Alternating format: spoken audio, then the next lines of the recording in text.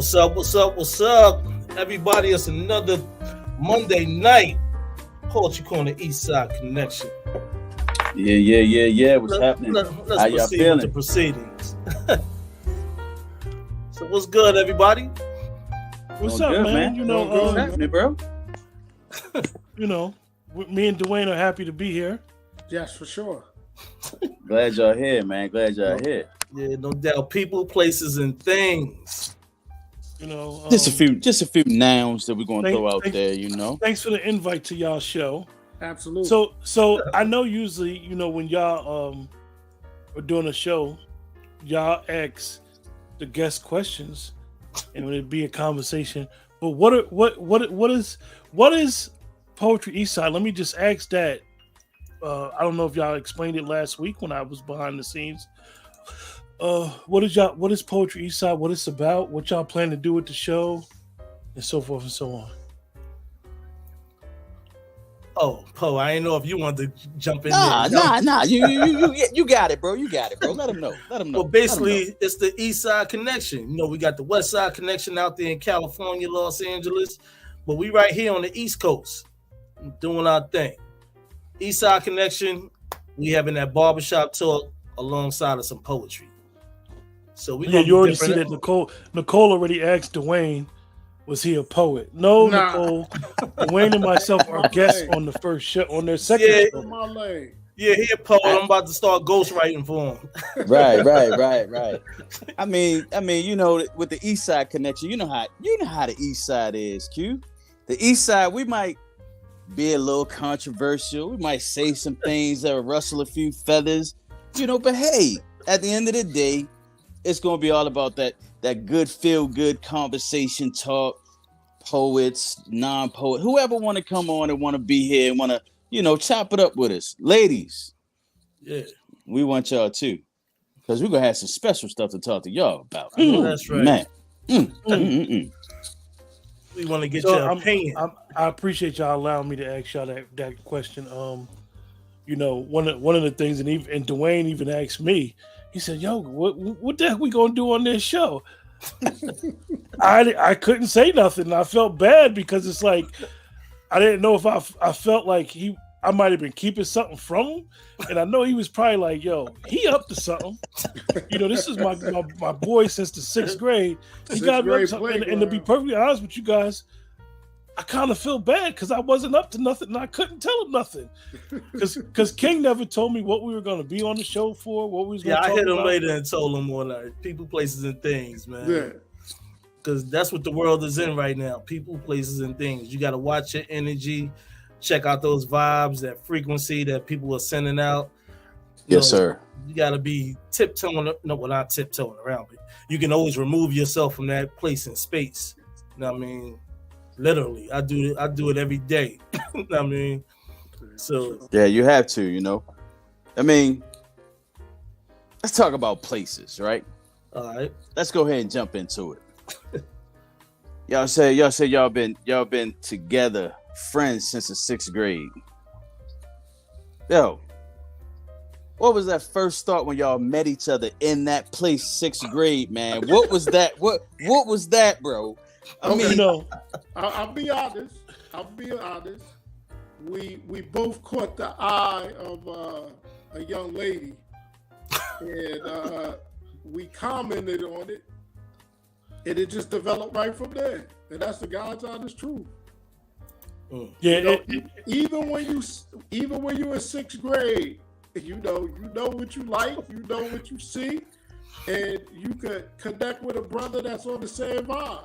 And so from that one little thing has developed a lifelong friendship that I honor and treasure dearly. You know, it's funny you said that, Poe, is because I had knew of Dwayne prior to that because we both were on different baseball teams. Like a little league that we had in the town.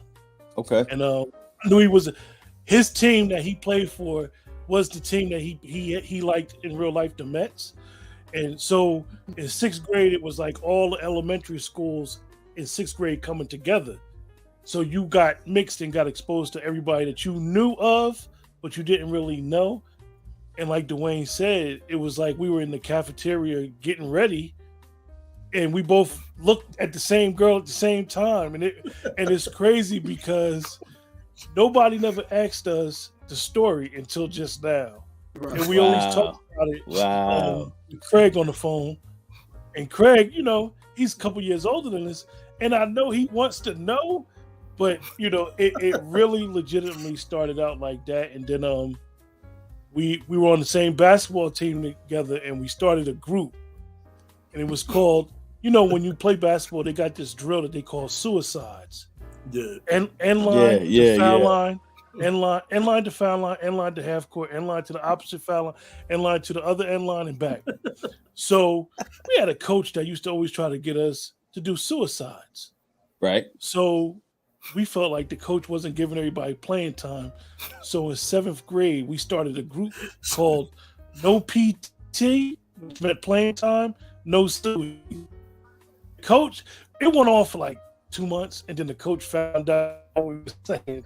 So, you know, it just morphed. We both like the same professional football team, Paul. We both Cowboy fans. I know you're a 49er fan. And for me, you know, a lot of times on the play. Flag on the play. I feel like I'm about to be double teamed. Nah, you a good company. A lot of times, you know, for me, you always hear a lot of people be like, you know, their friends have to do everything that they do or have to be about everything that they're about.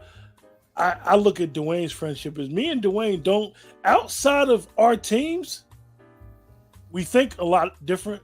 Like if you guys heard us during the football game, we're both Cowboy fans, but we argue all the time. And we argue over things that we see differently. And it's really sometimes we'd be like, who's going to be the first one to pull the stats up to be right or wrong? And then throughout the week, like for example, this week, we lost yesterday, right? We seen things different yesterday. By the end of the week, I'll agree with what he told me in the beginning of the week, and he'll agree with what I told him in the other week. So, right. you know, it's just, you know, morphed like Dwayne said, he morphed from 6th grade and until we're in our late 40s now. Right, and there's stages, right? There's stages in friendships. Like, it's times where you see and talk to each other all the time, and there's times where years pass where you may not cross each other's path. You may not talk to each other. But my friendship with this gentleman right here truly blossomed during COVID. Because the world slowed down and you didn't really know what to do with your time. And he started this platform and just invited me into it. And our friendship has reached another level. It's rare that I talk to somebody daily. Yeah, I talk to this gentleman daily. And, you know, been through some real difficult times in my life in the last decade. And to have somebody that I could pick up the phone, talk to, text, and there's no judgment, but we'll keep it real. And I think as Black men, people don't realize that we do that for each other.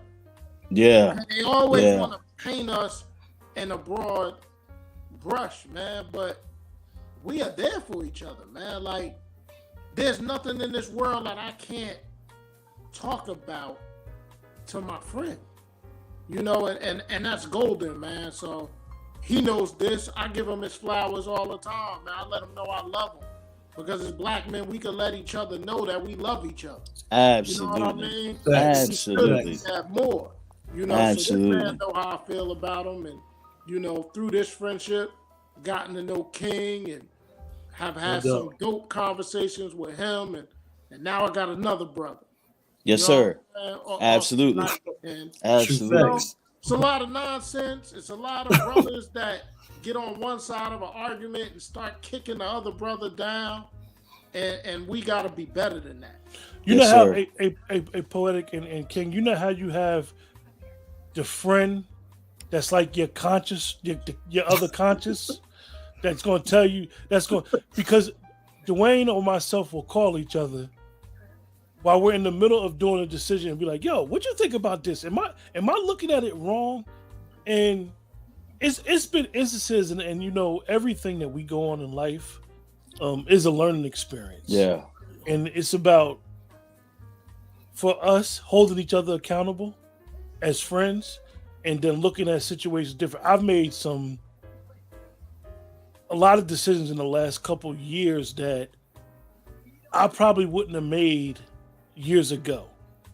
So Dwayne is like the type of person like, yo, it's Captain Obvious. Yo, why you gonna do that again? And I'm like, I don't know, Wayne. It's just something like I see, like I have a thing where I could see something in somebody. For example, it could be something real small, and Dwayne would be like, I don't know if you should invest that much energy in that person. Because a lot of times what we do and what I do is that is my weakness.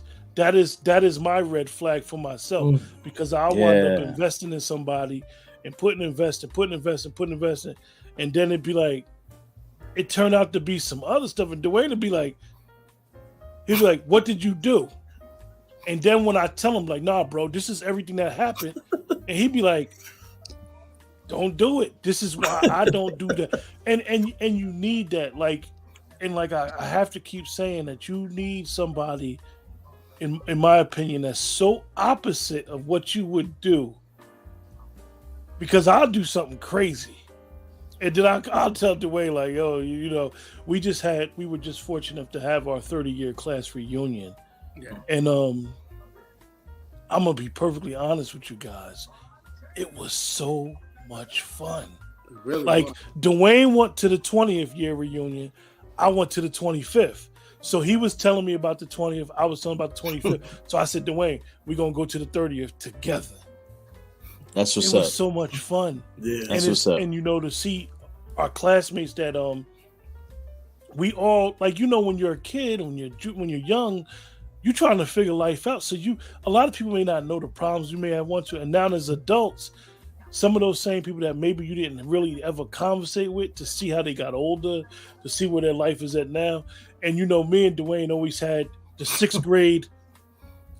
The genesis of our friendship was always this particular girl. Now, we've never seen her since the 8th grade, you guys. Wow. Our family moved away since the 8th grade. We haven't seen her. Nobody knows where she's at. Hey. So I say that y'all ain't like, tracked her down. Y'all ain't tracked her down. It's social media, bro. Everybody's on social media. To be honest with you, I've been on every social media platform I could be on as a 48-year-old man. Still trying to find this 6th grade crush, bro, and it's not there. Hey, man, you know, it's crazy because I had 2 6th grade crushes, bro. Two of them. One used to she was attracted to my intelligence. Oh man, she was real pretty too. The hair was real fine. Her mama was pretty too. They just pretty, just ran in that family. I know where she at. But there's one that would always make me tongue-tied. Like I couldn't even speak when I was around her. I had no idea where she at. Some of my other classmates like, oh, I don't have to. Nope. I don't even want to know because I know how she made me feel as a kid. She had me tongue tied, bro. I was like, why I can't talk to her? So when you say you went searching and looking, I understand. Yeah, I went through that wave myself, man. But being a researcher that I am, I find people.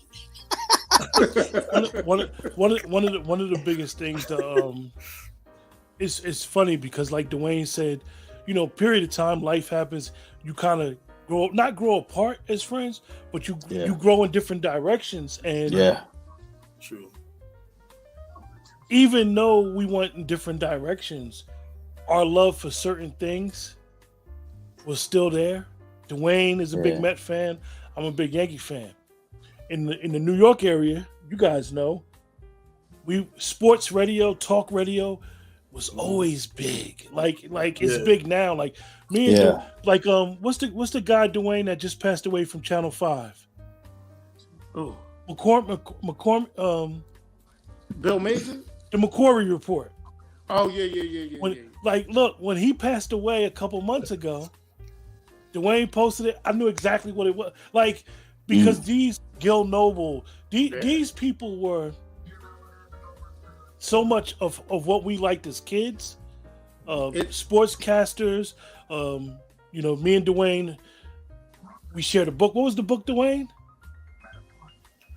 The book was by William Bryant. Yeah, by Harold Bryant. Harold I can't Bryant. think of the name. I mean, and so he gifted it to me, and it was a great Dwayne. Like for example, a lot of people don't know, if you're not a sports fan or knew about Sports Center, right? A lot of people don't know who Ralph Wiley was. Dwayne was a big Ralph Wiley fan, so I knew who he was. So you start to understand, like, yeah, the time went on, and we went our separate directions. But Dwayne actually worked in the sports field, even though I was just a fan. Dwayne was a fan, but Dwayne worked in it. It's like now we could talk about any sport and be like, yo. But it's funny that you said one of my favorite human beings of all time was Gil Noble. Even as a kid, I would watch him on Channel 7, and my dad would be like, man, what you know about what you watching? And I would say, Dad, I'm learning. Because I just always wanted to be a sponge. And in the town that we grew up in, at the time, our school district was only about 15% Black. So the school curriculum didn't give us our history. So I wanted to find it, because I got tired of every February we had to hear about Abraham Lincoln. We had to hear the same stories over and over again, which was not our story. Right, so right. Shows like that, like it is, man, I watched every time it was on. Now you guys hear how we Dwayne and myself sports fans, right? I'm gonna just give y'all a little history. 1986, we was 12 years old. Our high school was in the championship game. Fellas, it felt like it was -50. We were, you know, going to the football games back then was like tradition. You had to be at the game. Even now, like we remember stuff back then where we could recall other towns, who was good, what the players was. Make a long story short, we was in the championship game. It was so cold. We left the game and went to Dwayne's house and watched the second half on TV.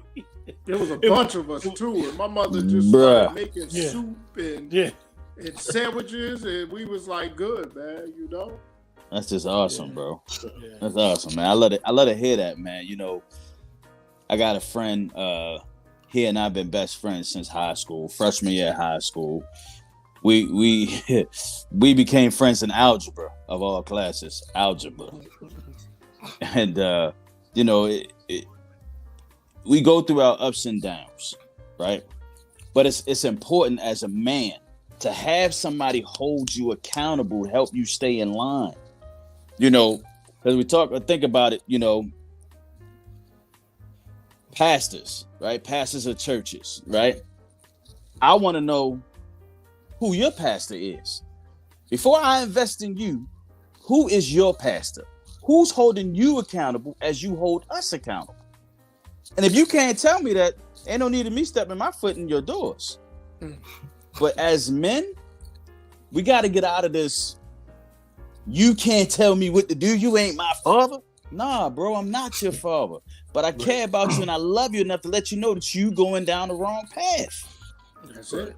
Poetic, the interesting part of what you're saying, right? I know for a fact that I am the only person that can get Dwayne to talk about politics.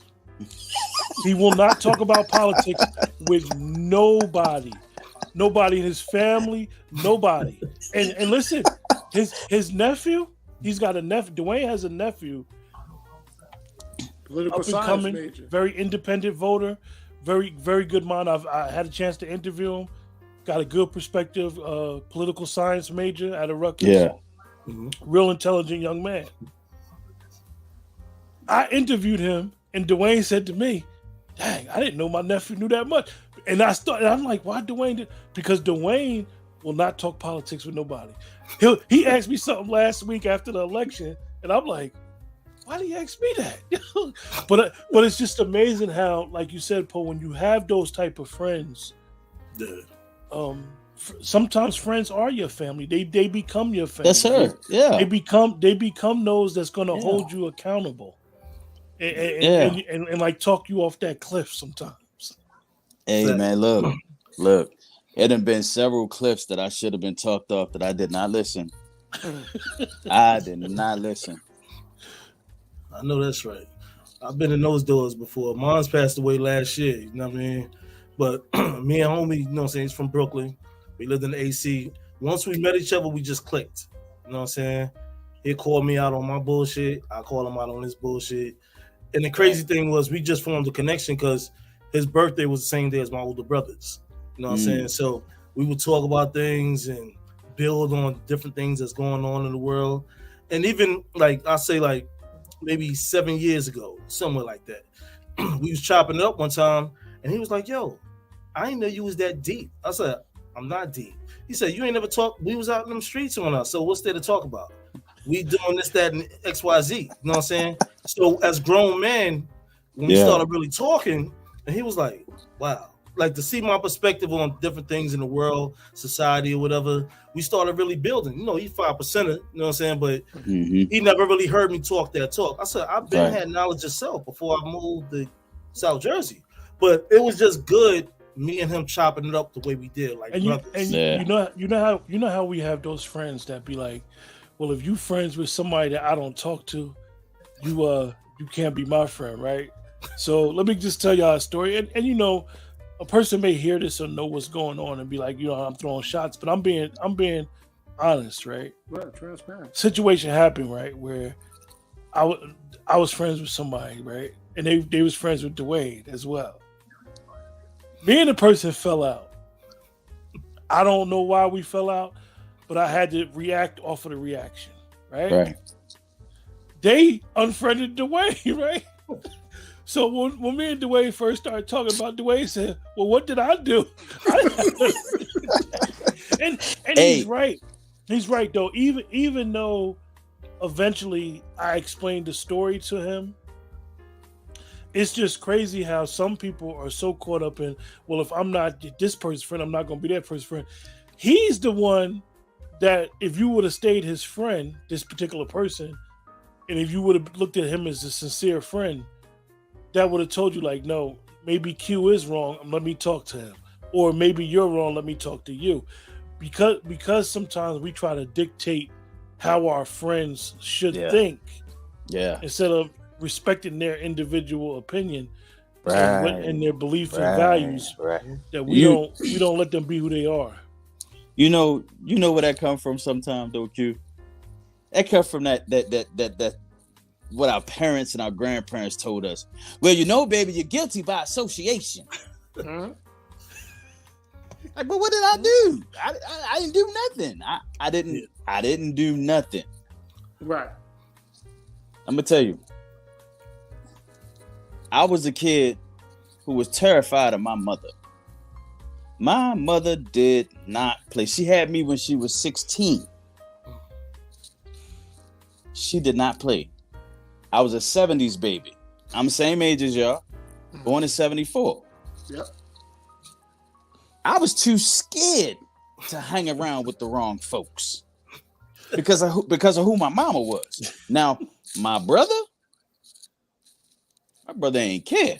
He wanted to test those waters, and I would tell him all the time, it's nice knowing you, because my mama was the kind of mother, I brought you in this world, and I will take you out. Listen, I was 16. Trying to follow some people. Situation ended really bad for me. So I'm be transparent. Got arrested. Was in Westfield, New Jersey. These cops talking greasy, and they're like, "You ain't scared." I said, "You want to know why? Because eventually you're gonna have to call my mama." And I said, "And when she gets here, put me in the jail cell." Because I need protection. These jokers released me to one of the people that I was with and didn't call my mother and father. And guess what? Our lawyers used that, and my thing got thrown out. So it's okay to have fear of your parents, man. And when people, like younger people, get tired when I say this, because I mentor some younger people as well. And being born in 1974 and being young in the 80s, it truly was a village. If Miss Walker saw me doing something wrong in her presence, okay, she corrected it immediately. And then got on the phone and told my mom. So not only did I get it from Miss Walker and got it physically from Miss Walker, don't get it twisted, got it physically. Yeah. I had another one waiting for me when I got home. But now we so quick, don't chastise my child. That's my job. Right. And I think that's where we went wrong. Because the community used to police a lot of the nonsense that we're not allowed to police today. Yeah. Yeah. Oh, we had a mentor, man. He ran like the neighborhood gym. And literally from the age of 38 legitimately to 65, I can honestly say there is not a young man who came through him and up under him that didn't have to put one foot up and sing in front of the whole gym because they did something crazy. So, and he was trying to tell us basically, when you look at it now, like, you know, be a man, be respectful, hold yourself accountable. But when we would mess up, no matter who you was that came in that gym, if you was new to the town, he'd sit back and wait, get to know who your people is. But he would tell, like one time I cut up. He said, "What you gonna do, punk? You ain't gonna do nothing to me." He's like, "Matter of fact, tell your father." "No, don't tell your father. Tell your grandfather I said it. Tell him Paul said it." So having that type of mentor, even back then, like, you know, years and years ago, like we think about him now, and there's one word I can say to Dwayne that he used to say, and Dwayne is smile. It's just one word. All I gotta do to Dwayne is say is game. That was his word, his favorite word, game. But not just me. Anybody from my brother-in-law who's 14 years older than me, you say game around him, he just start laughing. You just gotta say it's game. That's what's up. We kind of lost a whole lot of that, man, because every hood that you grew up in had a guy like that. Every hood, man, and in our hood we had a guy like that, man. And right now he's doing community work for Baltimore City, and bro, you just gotta stay with it, man. And when you mentoring, because you know I mentor a little bit here and there, but these young cats, man, they only care about right now. They believe in that YOLO. You only live once. Well, you might only live once. But you're going to go. Now, how you go is up to you. Like, do you want to live? You want to live out your life that God has planned for you? You know, you want to grow old someday. I told him, I said, look, I said, however long I'm here, if I'm here till I'm 90, if I'm here till I'm 80, if I'm here till I'm 120, hey, I'm going to live life. But I want to try and teach my boys, because I got sons. I got 3 sons. I try to teach them the right way, how to be a man. And taught about my mama, me being scared of my mama. Okay. I was nowhere near scared of my daddy. I get on my dad right now about this one thing. When I was a kid, because I used to get bullied out, my dad decided he was going to give me a knife. Dad gave me a pen knife. I never forget it. It was a black knife, black little pen knife with a little teeny white button. I took it to school. He didn't tell me not to. So I thought it was cool. I'll take it to school. Man, I showed one person. Next thing I know, I'm getting called into the office. They confiscate my knife. My mama get called. I said, whoa, you calling my mother? I said, please don't call my mother. Just call my dad. Just call my dad. He the one that gave it to me. Call my dad. Don't call my mother. My mother came up to school and got me. Took me. I just knew she was going to tear my behind up. She called my daddy. This is why I'm afraid of my mother. She called my daddy. Told my daddy I took a knife to school. My dad said, well, I don't even know where he got it from. What? Anytime this grown man going to say he don't know where I got the knife that he gave me, bruh, that's why I was scared of my mother. Because that man would not confess nothing if he was in the wrong. Nah, bro. Hey, Poe, my joint was opposite, man. Like Dwayne said, for COVID, right before COVID dropped. Yeah. We had I went down to Jersey to the high school football game, right? Okay. And let me tell you, now the whole time that we had basically was living life, Dwayne had become a football coach for the young kids, and he was actually the commissioner for like the Pop Warner, right? Yeah. But you hear it and you see him. I would see Dwayne. He would be at our friend's barbershop. We'd talk. Bug out, always talk about sports. But we at the football game, and to hear younger men that's playing high school sports or just graduated call my boy coach, it messed me up because I know how he feels about sports, but I never thought that he would coach. I never thought that he would be like have the patience enough to teach, because that's really what a coach is, to teach. But even now, like I'll say to him, yo, you remember him when he played? What? Tell me about him.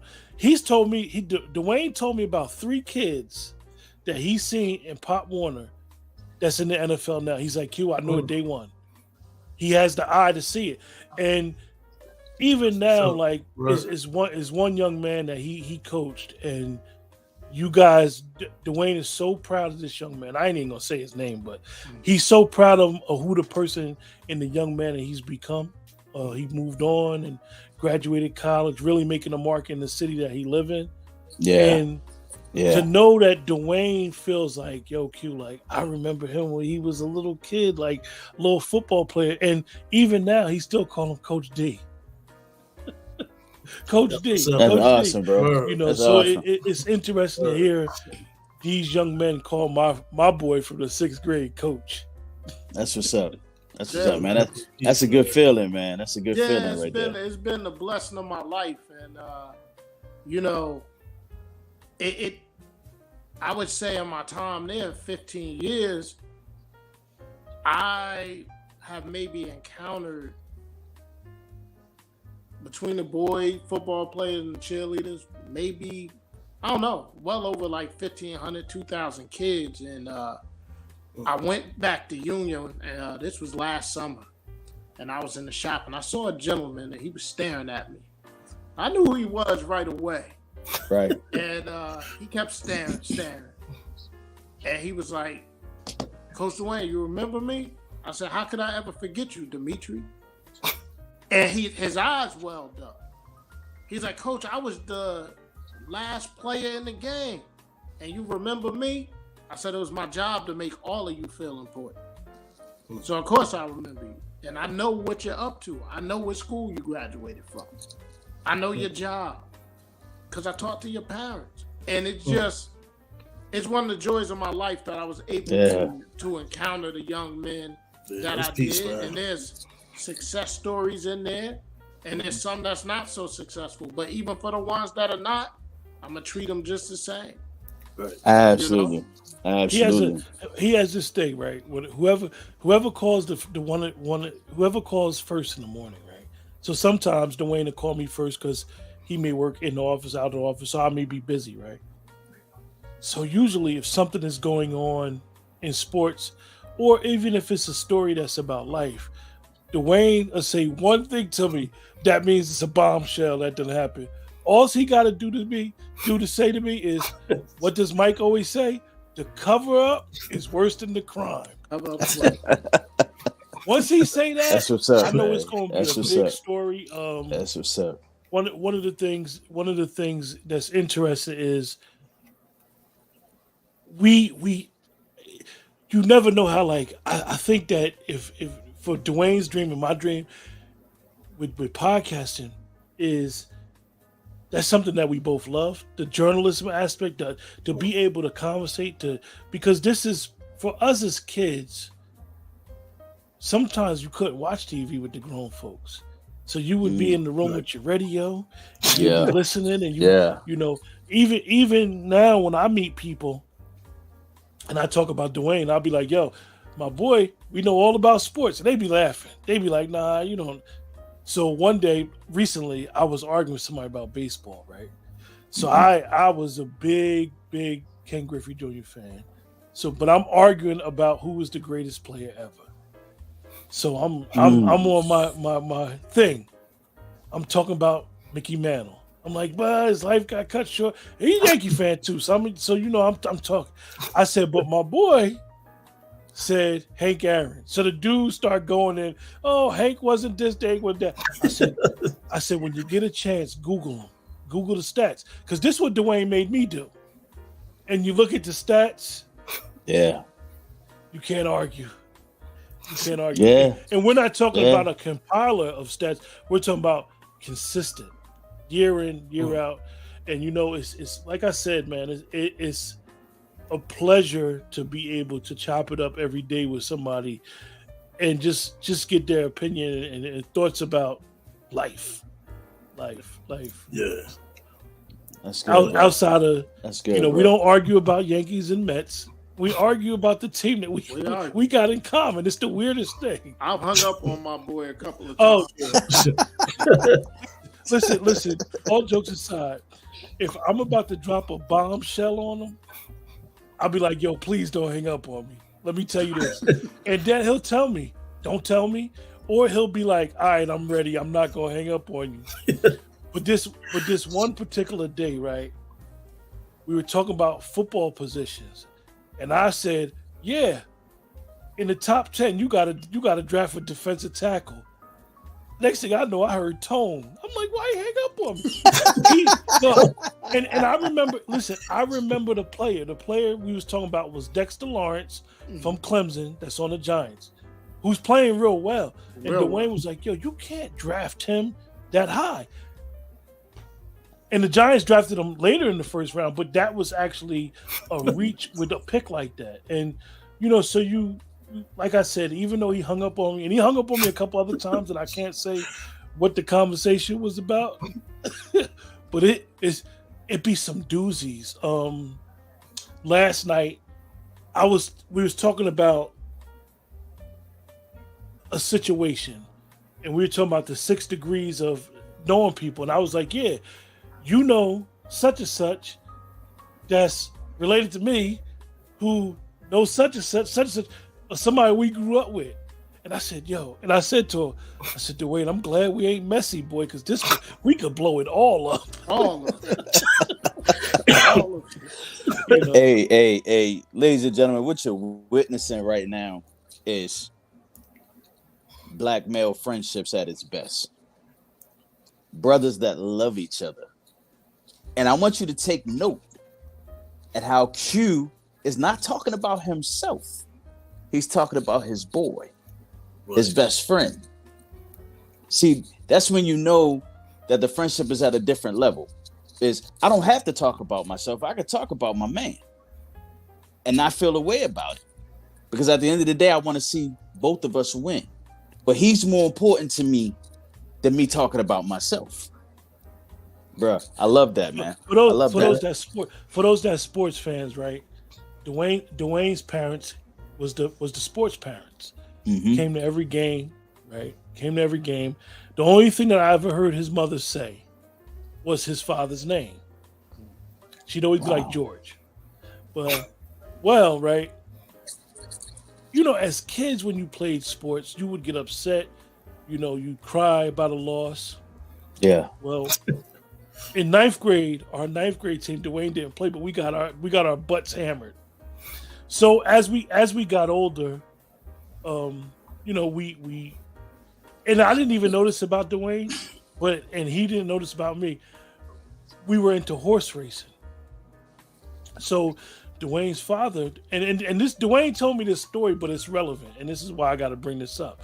So Dwayne's father, you know, an older man from the South who's witnessed and seen things that we couldn't even imagine.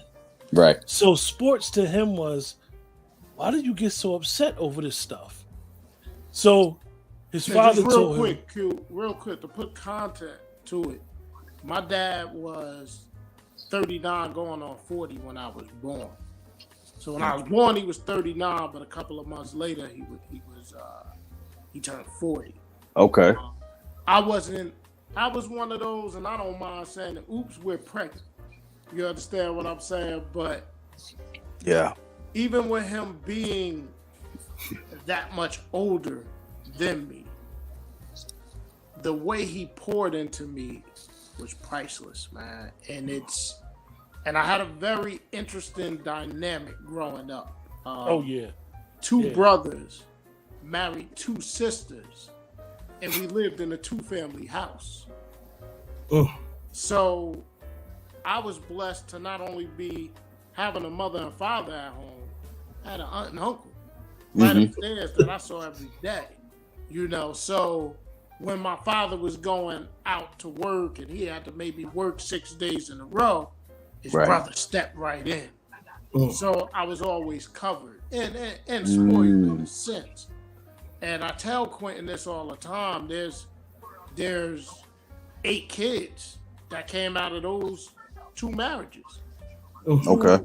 If you look at my cousin Clarence, I look more like him than my own brother because the blood is the same. So as a kid, everybody looks at me for sports, but I threw myself into that because I felt like I was lost at times. The youngest, both sides, and it really, you know, everybody believes in what they believe in, right? I'm a Christian. I believe my Lord and Savior Jesus Christ, right?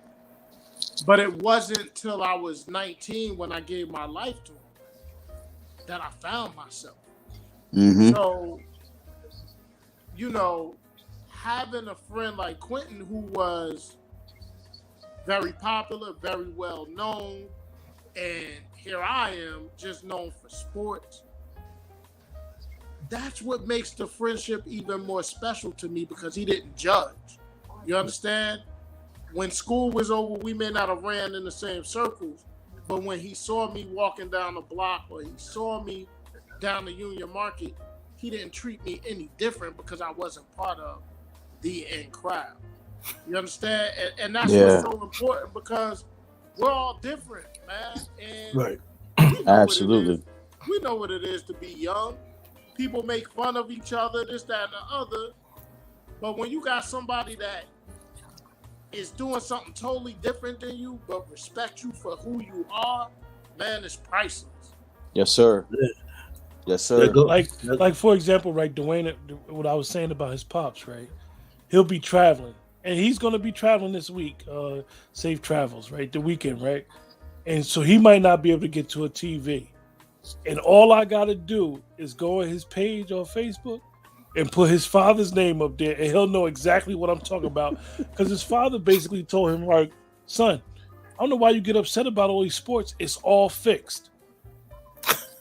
And listen, when I say that to him or he say that to me, literally is something going on in the sports world that you cannot understand. You can't describe it. And I always say to Dwayne, what was the spread? What was the spread? Because Vegas has never went out of business. Not ever. It never will. The lights Not are always ever. going to turn on. Always. Always going to turn on. And look, how many of us got FanDuel accounts, DraftKings accounts? Now that stuff is legal, you know how much money? Listen, do you know how much money the state of New Jersey has made since they legalized gambling? And I got a question now. Where's all that money going? What are they doing with it? Because I don't see any improvements in the streets. Still potholes everywhere. You know what I mean? Think about it. Right. Well, People, that's what goes with the aspect, man. People, places, and things. absolutely, like you said, people, places, and things. Right? Everybody flopped when this Powerball was $1.9 million, and then the drawing didn't go off, and then they did a drawing that they didn't show, and it was a winner. Come on, right? Come That on, part. A winner. Listen, That part. listen. Come A on, winner y'all. who I just read today. A winner at the Powerball was 2.1 billion. The cash payment for the winner was only 692 million, and the reason why is because the IRS took 24%. Yep. Yep. California takes 13% Take 13 for this year and next year. So you don't think they wanted the winner to be in California? Come on, man. The cover up is always worse than the crime. Oh, And the premise of that statement, you guys, is athletes. You know, me and Dwayne, you know, growing up liking baseball, then you see in the steroid era, and even in other sports, a lot of guys do crazy stuff. A lot of guys and gals do crazy stuff. Tanya Harding situation. Most people never just said, I did it. Yeah. Right. Most people never said, I did it. They try to cover it up. Yeah. And the cover up is worse than the crime because you go so far with covering it up. Now you mess with, for example, the steroid era. Now you messing with blood samples. Now you're doing stuff like, let's say Rafael Palmeiro when he went from the Congress and he pointed his finger at just say, look, it was prevalent. It was legal. Just say, I indulged. Right. Then So, True facts. I want to switch gears a little bit, man, and I want to give you two gentlemen your flowers, man. When I hear y'all poetry, some of y'all pieces, brothers, like really move me.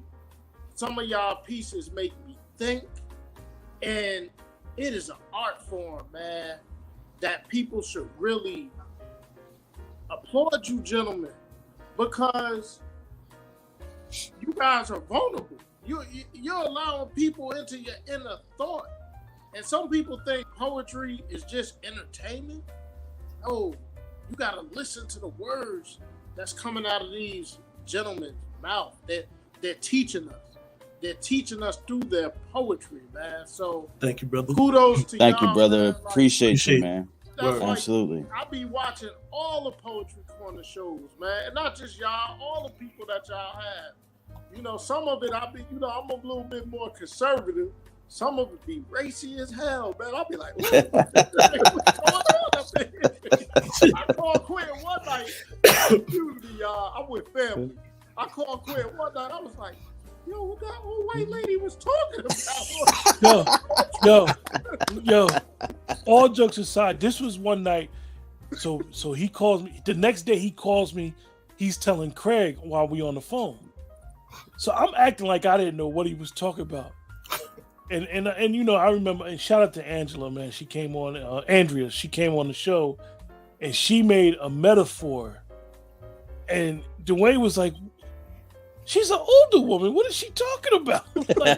and you know, and it goes back to being able, you guys as poets, you guys, for the listener, for the person that's not a poet, painting that picture, allowing our mind to be able to wander like, damn, where's she going with it? You know what I mean? Like who don't love a good book, right?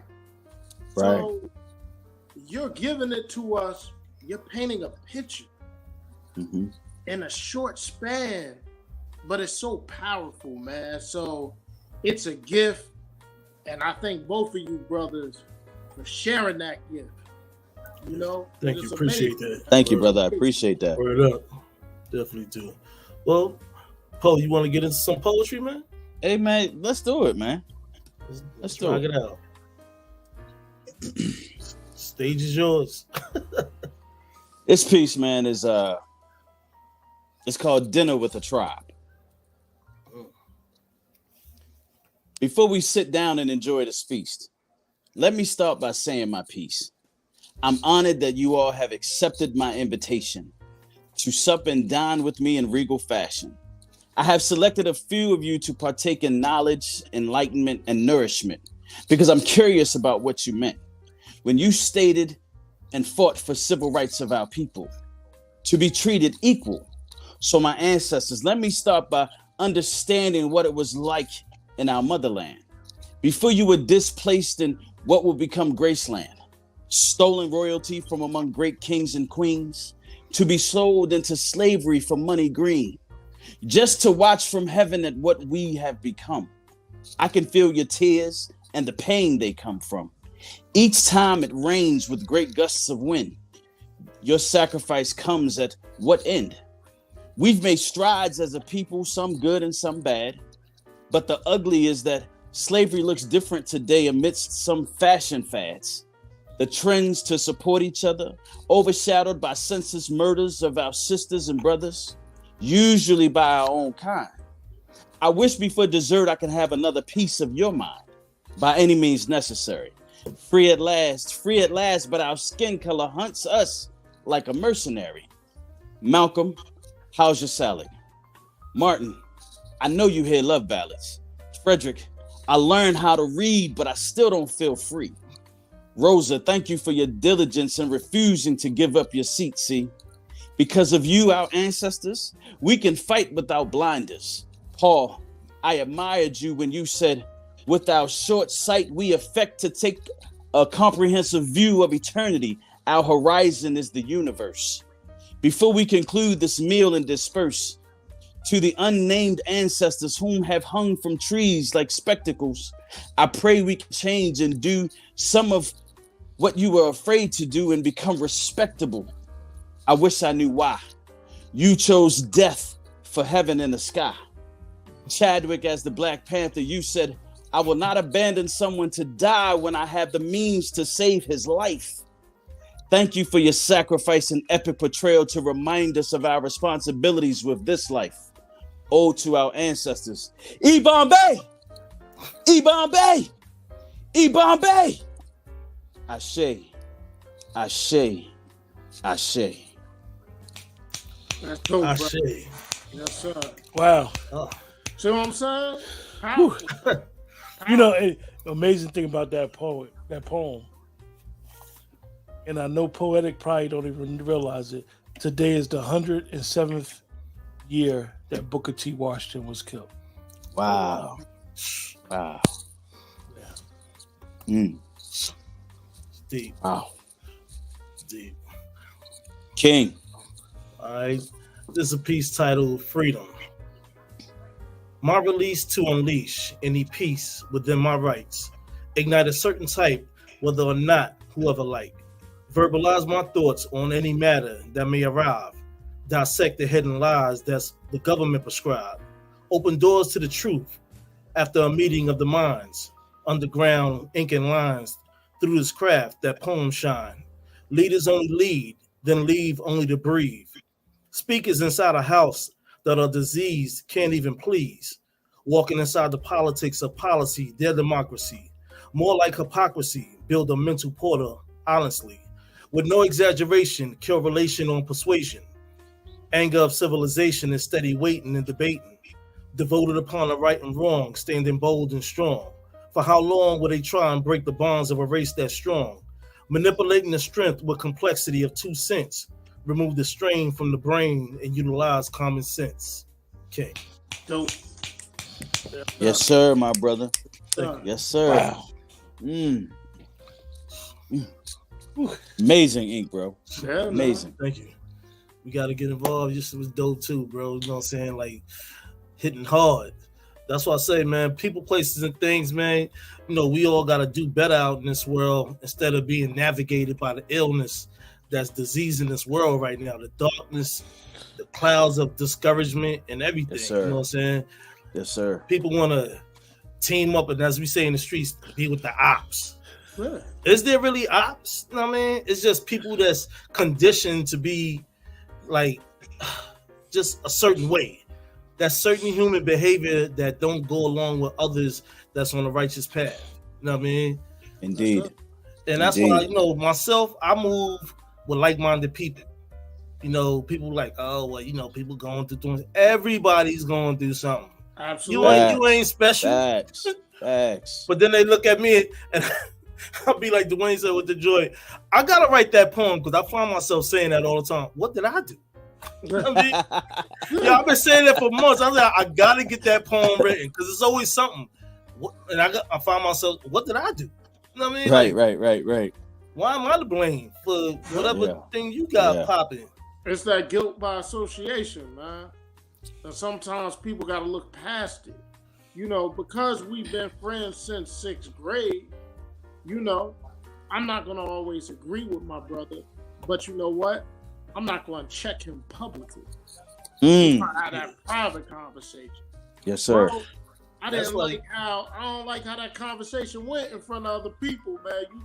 You giving out family secrets, man. Right. Hey, you know what's funny, right? You know what's funny? Dwayne saying that, right?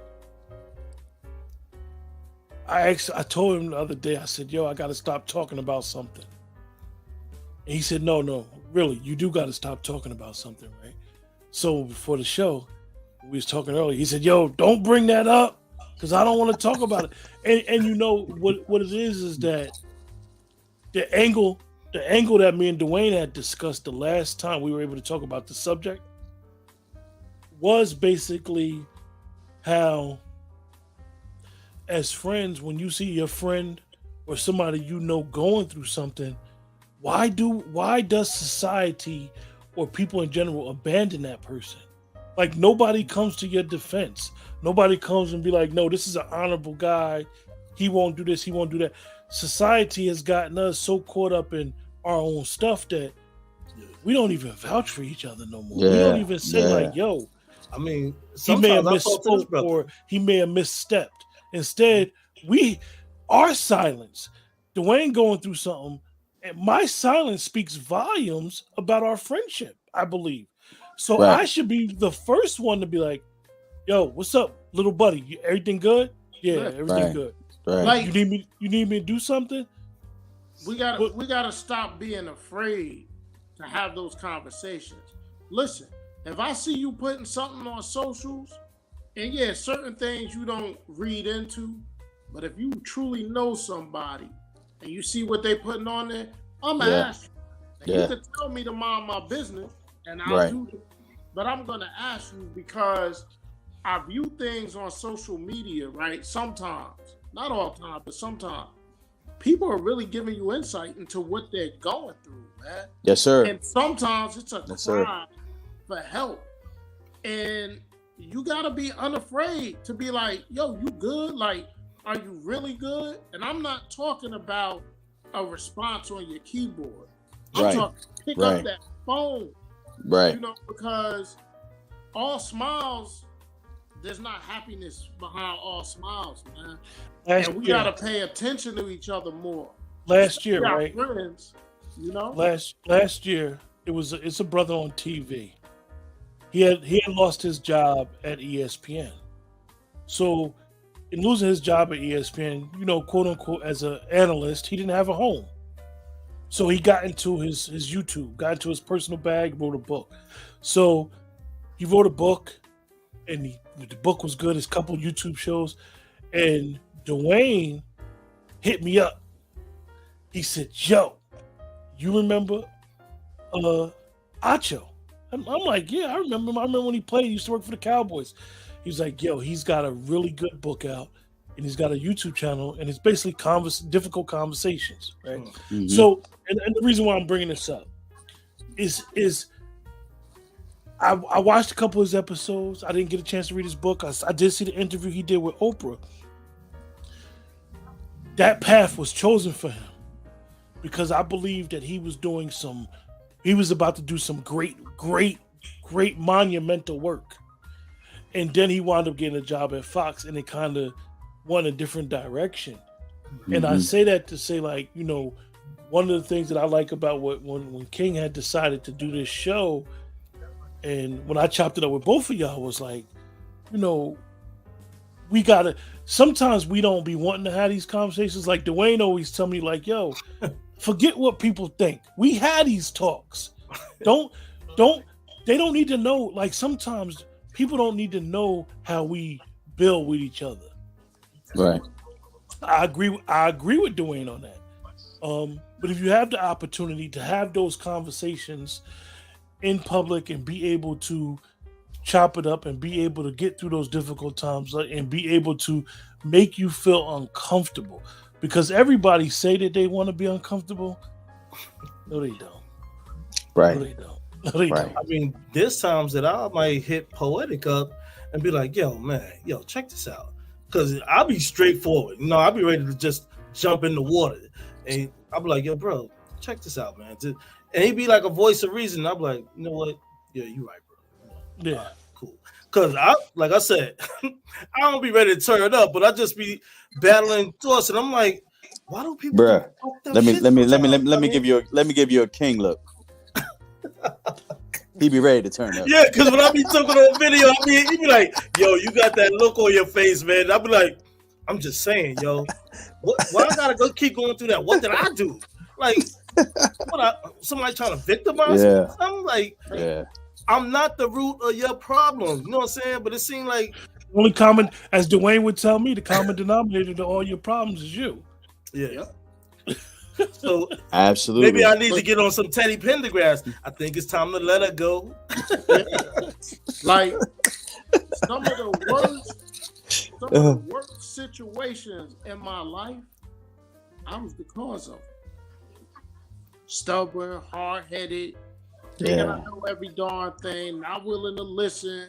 You know, my brother 10 years older than me, and my logic was, man, what you was going through in the 70s ain't helping me in the 80s, man. It's different times, but there was lessons. Yeah. And when I thought back on it, he was trying to prevent me to have certain hurts that he went through. But, hey, life will mature you, man. Yeah, and it's definitely. like Poetic. Yes, sir. It's like Poetic said earlier, man. If there's any brother or even the females watching this right now, get you a true accountability partner. Somebody that's going to give it to you the way you need it, not the way you want it. Indeed. I even talked to Cuz, you know what I'm saying? I respect everybody that's right here on this panel. You know what I'm saying? Sometimes Cuz will be like, stay focused, yo. Stay focused. Like a Jedi master or whatever. I'm like, you know what, you right. I mean, and we all do it. Sometimes our distraction is bigger than our purpose. We allowed to get bigger than our purpose. Your purpose is your purpose. And what'll happen is if your purpose is to stay on track, be on track. Like, as they say, your purpose needs too much of your energy for your distraction to come. You know, like some distractions you gotta face, but some you ain't gotta face. I had somebody reach out to me one time talking about, hey man, why you, Q, and Keisha be doing those review shows on Monday? Ain't nobody watching. I said, just because you ain't watching don't mean that somebody ain't watching, brother. That's right. And if it's one person that's watching, then it makes it all worthwhile.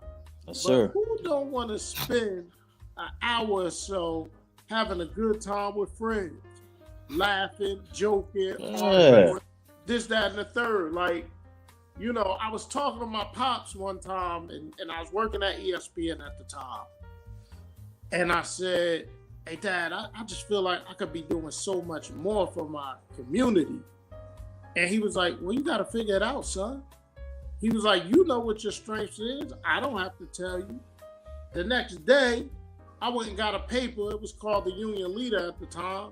And I'm searching through the Union Leader, and it says, Union Rams need coach. There it was, right there for me. So when I first got started, people was like, yo, you really pouring your time into that, dealing with the parents? I said, if I could touch one life, yes, sir, it'll make it all worthwhile. But you know what? Yes, sir. You know what? I thought so small. Because the Most High had me touch many, many lives, right? And come on, sir. So I'm blessed by it, right? I don't physically have a child in this world, but I have those kids that tell me, Coach, you got hundreds of children. That's right. Because of the lessons that you poured into us. That's right. So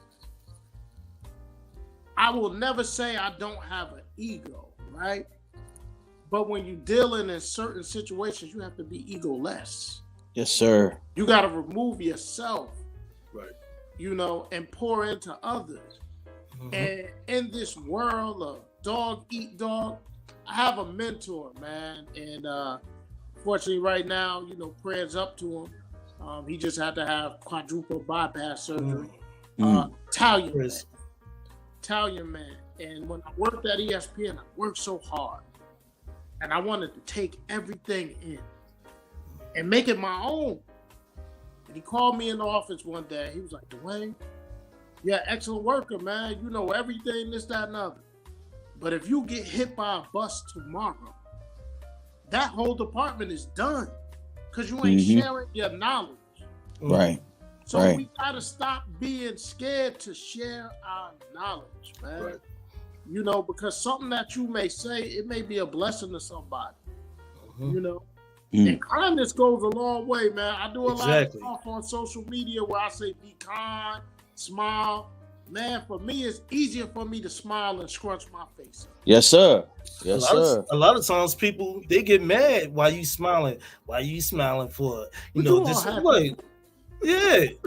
I mean, I've even went to the job. I come in the morning joking with people, certain people, then they be like this. Oh, you mighty happy this morning. I woke up this morning, brand new day, brand new feeling. That's my affirmation. What's yours? I do the same thing in my job, bro. They always tell me, why you always so positive? I said, why I gotta be negative? Right. One of the things, and I may get myself in trouble, and I tend to do that from time to time. And Four horsemen. My brother be pulling me into it. I find it very interesting, man, and I don't want to paint a broad brush, but when I go to the South, and I'm in the South a lot, I feel more love. When I say hello to somebody, they say hello back. Yeah. You know, when I open the door for a young lady, it's no interior motive behind it, and she's grateful.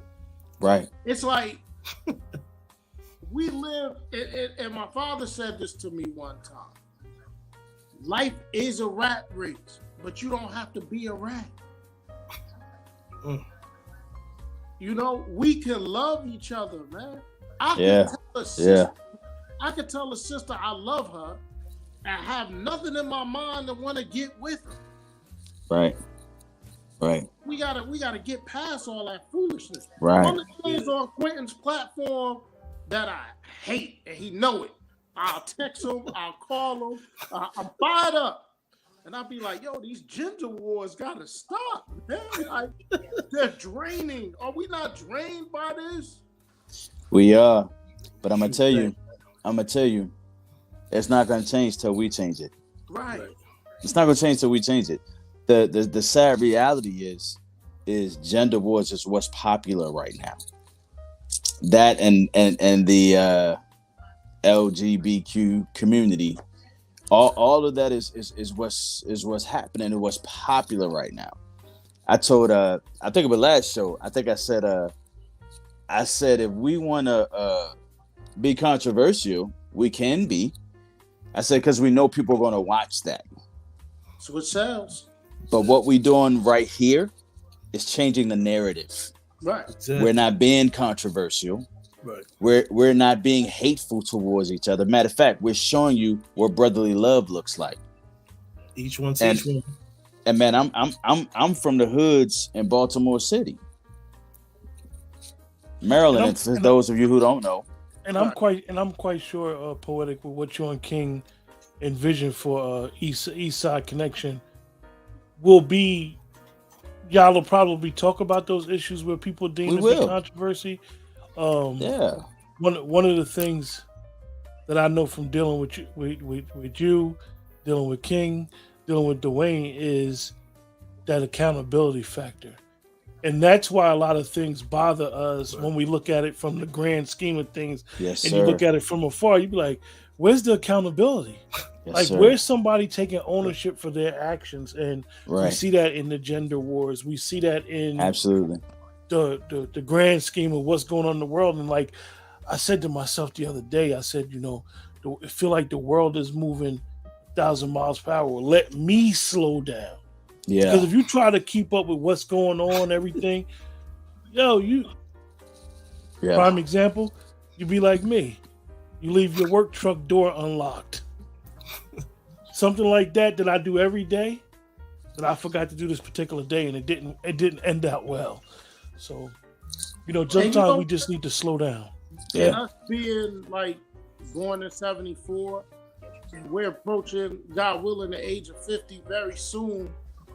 We're seeing those people that poured into us being called home, right? Yeah. We cannot be afraid to pick up the baton, man.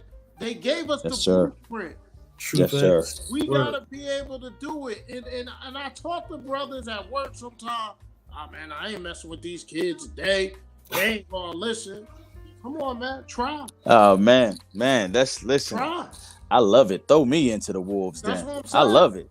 And look, I just had a conversation with a cousin of mine. He just came out the feds the other day. You know what I'm saying? We spoke for like an hour, just chopping it up. You know what I'm saying? Me and his pops is real fly. You know what I'm saying? And I was just giving a little food for thought. I said, I ain't trying to tell you what to do. I said, I listen to your pops all the time, man. You dropping some knowledge on me every time I come to Carolina. You know what I'm saying? He was like, yo, that's peace. You know what I'm saying? I'm like building with him. So we just building right now. You know what I'm saying? So, but you know what?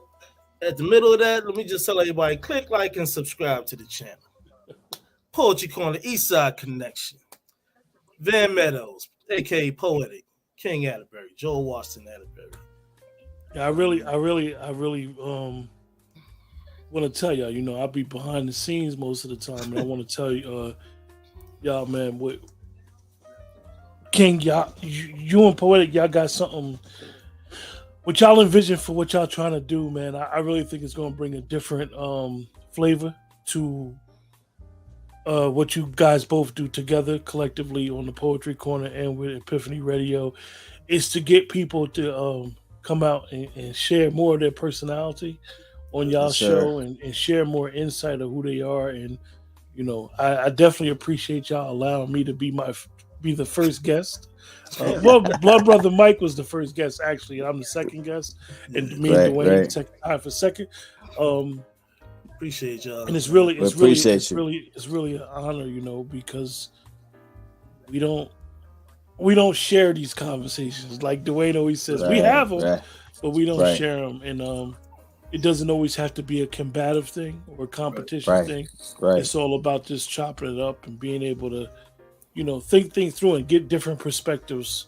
And I really appreciate you guys inviting myself and Dwayne on y'all show. Well, I appreciate y'all sharing. You know what I'm saying? Dropping little jewels and gems in between there. You know what I'm saying? Like I said, nobody never asked us about that 6th grade thing, man. Hey, but look at it though. That rich history is how everything always starts when you go into the barber shop. Yeah. All it takes is one person, and then everybody in there is engaged. Everybody. And we couldn't have it without the genuineness of your friendship. Organic. So we appreciate that, and we appreciate y'all for being transparent and sharing your friendship, not with just us, but y'all just shared it for the world. Right. So we thank y'all. Appreciate that, man. Yeah, man. It's just a wonderful thing, man. The barbershop is the epicenter of the Black community. Yes, sir. That's where, and as Black men, and I'm just going to say this, do not fear therapy. Fellas, I do it. Yeah. It's good. It's good. Yeah. Share your thoughts, man. That's right. Yes. I'd rather you share those thoughts on somebody's couch than getting yourself in confrontation out in these streets. That's right. Or your home. Yeah. There's certain things as Black men that we have to release. We can't be so bound up, man, because you get to that point where you want to explode. Like Quentin knows there's a side that most don't see because I don't allow them to see, but it's there. Yeah. But we got to be able to talk that out, man. And I feel like I got a connection with the two of you right now. Right. Absolutely, bro. I'm just I'm just thankful for this whole cipher, man. And Yeah. I'm thankful that we don't gotta have tomfoolery. We Yes. ain't gotta be putting on the show. Right. Yes. Be organically ourselves, man. Ain't that a wonderful thing? Yeah, Absolutely. that's the way's favorite thing. He like, what is this, comic relief?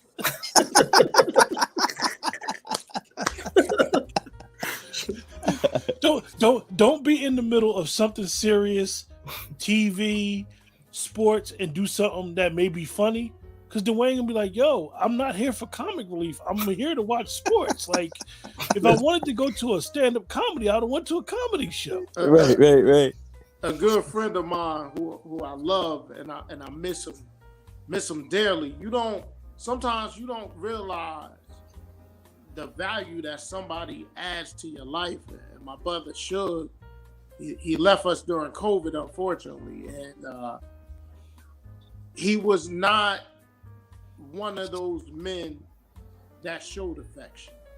Okay, and just so have it, me and him went to a situation.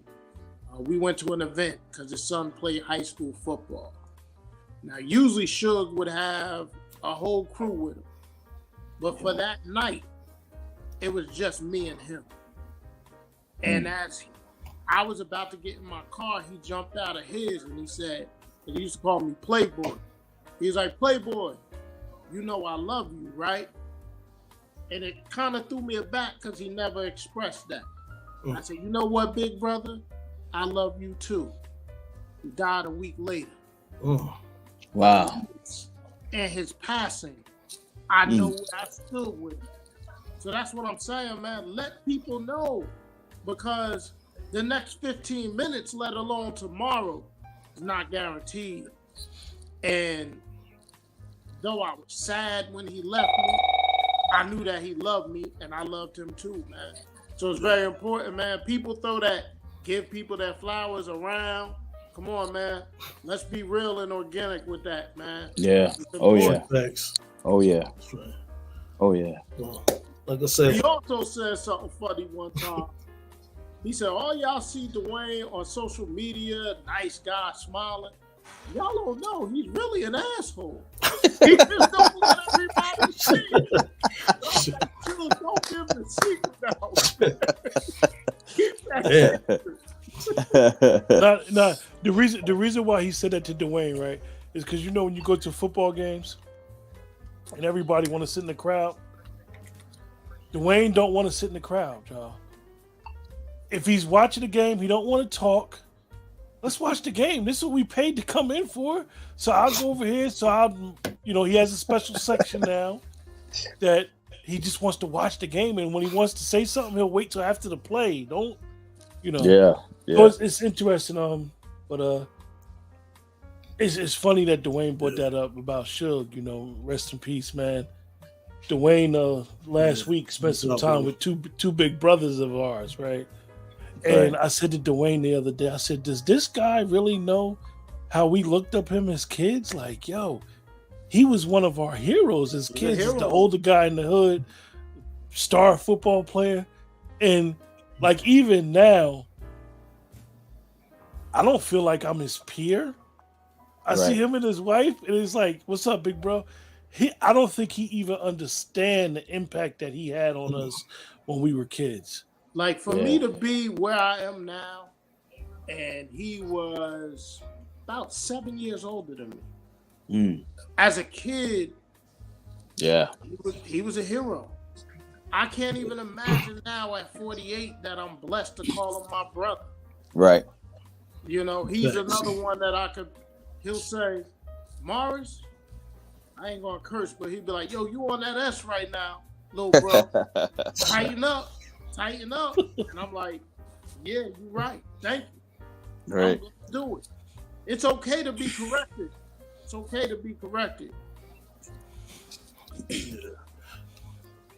Well, like I said, I appreciate everybody coming through tonight, man. Really had a great time. So absolutely. You want to close us out, bro? Hey, man, listen. People, places, and things, y'all. I know it's not what y'all thought, but we dare to be different. So tune in next Monday night. The Let's Talk Poetry Eastside Connection. Your host, King Atterberry, and yours truly, Poetic. And let's thank our special guests for being here, Dwayne and Q. Hey, man. Y'all welcome here anytime, bro. Word. That's one love, one mic. Absolutely. No Without question. Without question, bro.